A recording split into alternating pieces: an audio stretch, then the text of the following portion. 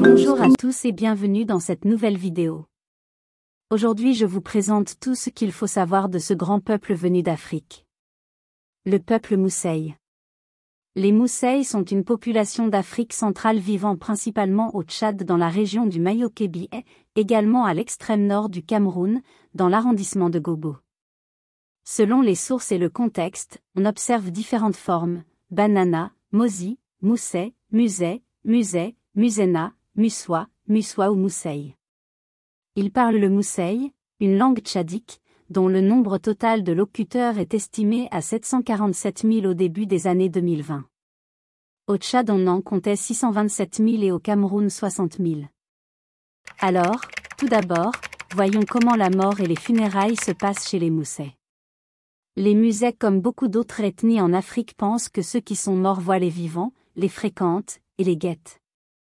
Ils deviennent bons ou mauvais selon le rapport que les vivants entretiennent avec eux. Quand est-ce que les morts et les vivants se rencontrent-ils? Il n'y a pas un moment fixe. Ça peut être le jour ou la nuit. Comment se rencontrent-ils? Ça peut être dans un rêve, dans une apparition, lors d'un sacrifice offert à leur intention, lors du passage d'un tourbillon, dans le vent, au cours d'un repas, lorsqu'un morceau de la nourriture vous échappe et qu'elle tombe par terre, on dit que ce sont les ancêtres qui ont arraché ce morceau. Enfin, lorsqu'une personne meurt, il faut faire un rite pour toucher à son cadavre, parce qu'elle veille encore sur ce corps. Elle va emporter la première personne qui va toucher à son corps. Il faut la chasser de ce corps. Et le troisième jour, il faut faire un autre rite pour chasser le défunt hors du village. Sans faire cela, il restera dans sa concession et fera du mal à ceux de sa maison et même à ceux du village. Il faut aussi souligner qu'avant sa mort, le malade dit à ceux qui l'assistent qu'il reçoit la visite de ses parents morts, qu'il s'entretient avec eux. Dans le rêve, le malade va avec les morts dans leur village où on est plus heureux que dans le village des vivants. Il lui montre même la maison qu'ils sont en train de construire pour lui. Tant que la maison n'est pas bien construite, ils ne le retiennent pas pendant cette visite. Le malade voit déjà à ce moment qui est pour hâter sa venue parmi les morts et qui ne l'est pas. Comment les bananas vivent-ils la mort? Souffrance. La mort est un moment de souffrance. On souffre du manque d'un membre de la famille et du lignage. On ne le verra plus, il ne nous donnera plus à manger, ne prendra plus notre défense face à l'ennemi. La mort est un moment de souffrance parce qu'elle occasionne beaucoup de dépenses pour la famille et pour le village. On perd beaucoup de temps de travail. Peur. La mort suscite beaucoup de peur dans l'esprit des gens, surtout dans l'esprit des veuves et des enfants. Parce qu'on croit que les morts voient les vivants, les fréquentent, les guettent. Ils deviennent bons et mauvais. Il faut s'en méfier et se fier en même temps à eux.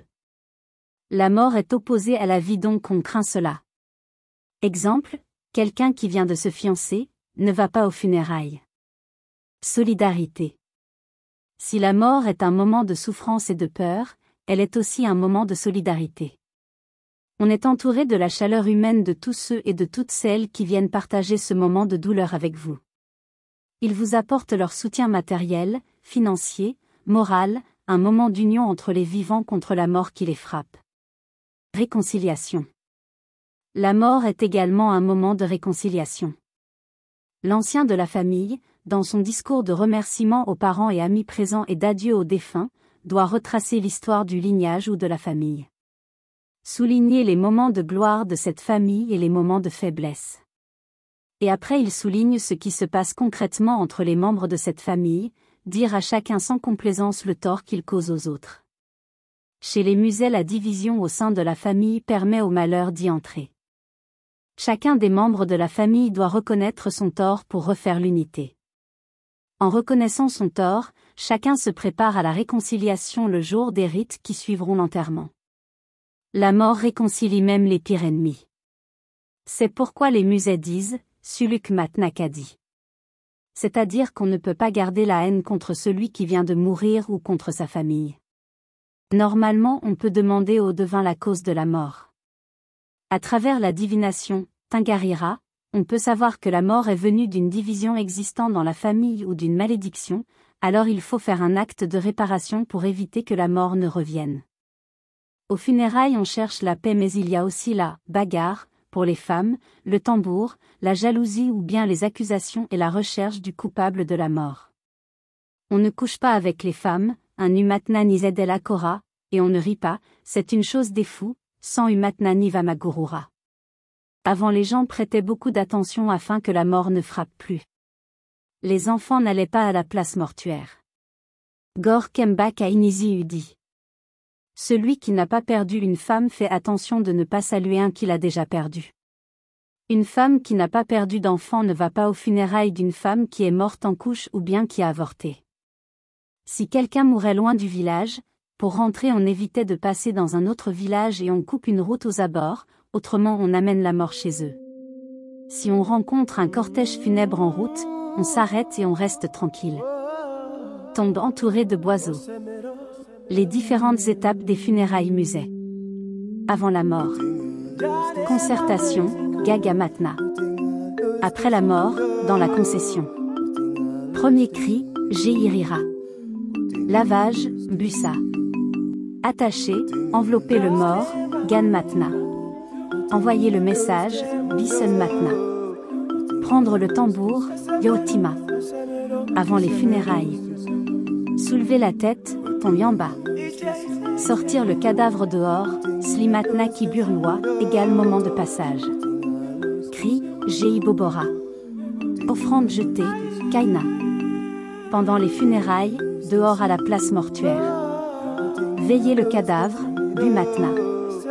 Le mettre à l'ombre, Slam Kiungusa. Discours, Bola. La peau, Bakna. Le trou, Vinzula. Discours, Bola. Enterrement, creuser le trou, le mettre devant le trou et le caler dedans, Pimatna, Vekzula, Gamvinzula, Slamuzula. Après les funérailles. Purifier la tête, Poyamba. Le bois, Vinguna. Le deuil, Muruna. Casser l'héritage, Awajona. Partage de l'héritage, Boroujona. Plus tard, après une année. Le tombeau, Ussa. Les pieux, Gobola.